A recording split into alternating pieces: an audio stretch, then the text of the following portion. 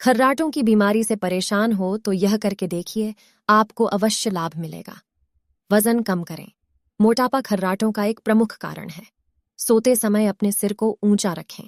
अपने सिर को ऊंचा रखने से गले की मांसपेशियों को आराम मिलता है और खर्राटों को कम करने में मदद मिल सकती है। सोते समय अपने मुंह को बंद रखें। यदि आप मुंह से सांस लेते हैं तो आपके गले में अधिक कंपन हो सकता है, जिससे खर्राटों की आवाज हो सकती है। अपने गले को मजबूत करें। आप गले को मजबूत करने वाले व्यायाम कर सकते हैं, जैसे कि टंग ट्विस्टर या थ्रोट क्लैंप। धूम्रपान और शराब का सेवन बंद करें। धूम्रपान और शराब का सेवन खर्राटों को बढ़ा सकता है। यदि आप इन घरेलू उपायों को आजमाने के बाद भी खर्राटे ले रहे हैं, तो आपको डॉक्टर से सलाह लेनी चाहिए।